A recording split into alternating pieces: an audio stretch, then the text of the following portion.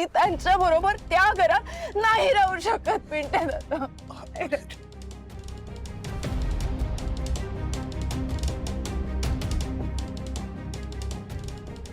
Doll, असं का करतेस? अगं सासू सुनेमध्ये छोट्या मोठ्या कुरबुरी होत असतात, पण त्यांनी कोणी घर सोडतं का?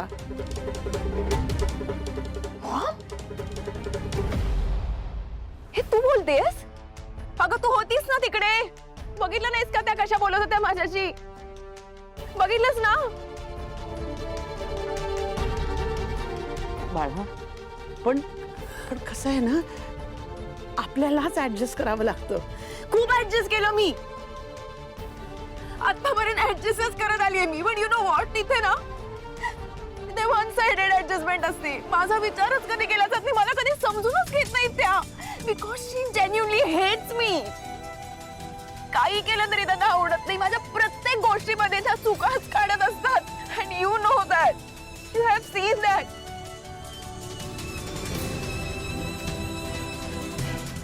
Don't get me wrong, I love Rohan आणि मी त्याच्याशिवाय जगू नाही शकत. पण मी त्याच्या आईसोबत त्या घरात नाही राहू शकत, हे तितकंच खरं आहे. प्लीज बिलीव्ह मी.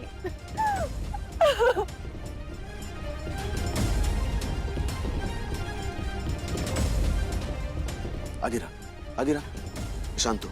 इकडे बाळा, इकडे इकडे इकडे. बस बस बस. पिंट्या, आता मला घरच नाही जायचं. हो, बस बस बस. शांत, एकदम शांत. शांत शांत.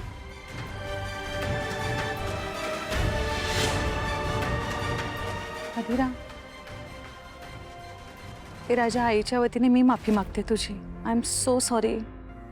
नंदू, ते तू का सॉरी म्हणतेस? तुझी काहीच चूक नाही आणि तू तशी नाहीयेस, मला माहितीये. जस्ट दॅट त्या आईस इतक्या.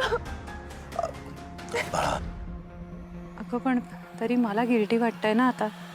फक्त एकच, मला एकदा आईशी बोलू देशील का? त्याआधी कुठलाही निर्णयाचा तडकाफडकी घेऊ नकोस प्लीज. तू बोल तुझ्या आईशी, पण आय डोंट थिंक काही उपयोग होईल. आदिरा बाळा, मला असं वाटतं की आत्ता ना लगेच असं पटकन घाईघाईने कुठला निर्णय घ्यायला नको. हा ऐक ऐक, तू आता आलीस नाही इथे, आलीस की नाही? आता 4 दिवस इथे राहा. उद्या आपल्याकडे कार्यक्रम आहे, तू इथं होऊन जाऊ दे. मग आपण बोलूया ना याच्यावर शांतपणे. हा, काढूया काहीतरी तोडगा. आपण सगळेच आहोत की नाही? काहीतरी बोलून विचार करूया आदिरा. एकदम असा तडकाफडकी निर्णय घ्यायचा नाही. पण पिंट्या दादा, मी आहे की नाही? आता दमली असशील तू. तू तू जाऊन आराम कर. अर्पिता, तिला घेऊन जा रूममध्ये. जा बा, जा. बस आता शांत हो, रडू नकोस. ज्याची भीती होती तेच झालं ना.